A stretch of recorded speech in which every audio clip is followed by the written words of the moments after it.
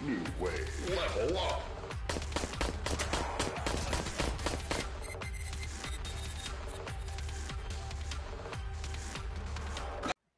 Bonjour à toutes et bonjour à tous. Avec cette vidéo, j'entame une série de petites vidéos sur des jeux déjà sortis depuis un moment et dont j'avais envie de parler, que ce soit des bons ou des mauvais jeux.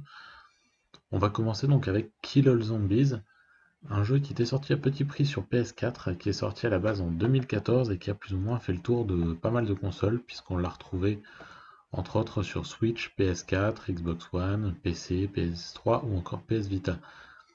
Le développeur c'est Beat Shapers, un studio ukrainien à qui on devait pas mal de PlayStation Mini tels que BreakQuest, Enigmo, Jane's Hotel, Carnivore. Bref, des petits jeux sans grande ambition et qui, avec Kill All Zombies, ont créé un jeu qui, à la base, n'était pas hyper intéressant mais qui, avec les années, a réussi à se développer et à devenir quelque chose de plutôt sympa. Alors à la base, on est sur un concept très simple, on a un personnage qui est au centre d'une arène qui est toujours la même, il n'y en a qu'une seule dans le jeu. C'est pas hyper joli, mais on va avoir une masse de zombies qui va arriver, il va falloir se défendre contre eux. En se baladant sur l'arène, on trouve diverses armes, alors il va falloir prendre celle qu'on préfère pour gagner, si possible les plus puissantes, et essayer de s'en sortir tant bien que mal. On a trois modes de jeu, un mode coopératif, un mode survie, et un mode où on doit protéger un drapeau, protéger une zone, la zone centrale de l'arène.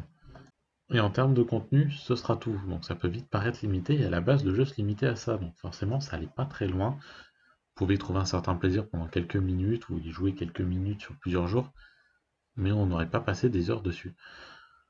Sauf que le temps passant et divers services se développant sur la console, le jeu a évolué, notamment grâce à de nombreuses mises à jour effectuées par le studio, qui ont développé le nombre de bonus qu'on pouvait trouver dans le jeu, sachant qu'à chaque vague d'ennemis tués, ou tout du moins au bout d'un certain nombre d'ennemis tués, on débloque de nouvelles possibilités, de nouvelles armes, et il faudra donc choisir à chaque fois la meilleure.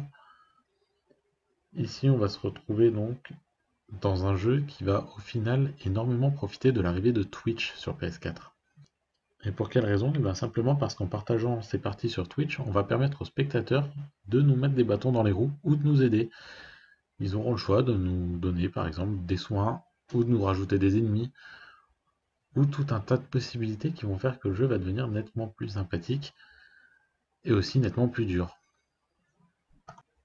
Et c'est donc là-dedans que ce Kill All Zombies, qui au départ aurait mérité une note par exemple de 4, 5 maximum sur 10, parce qu'il n'est pas mauvais en soi, mais il manquait énormément de contenu, va finalement réussir à être un peu meilleur et à passer juste au-dessus de la moyenne, simplement parce qu'il propose une interaction avec le public Twitch.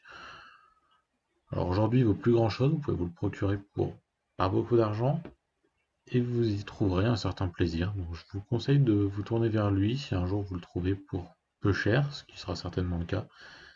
Vous pourrez passer un bon petit moment sur ce Kill All Zombies, surtout si vous partagez vos parties sur Twitch. Si c'est pour y jouer seul, en effet, ce sera beaucoup moins intéressant. À vous de voir ce que vous souhaitez en faire.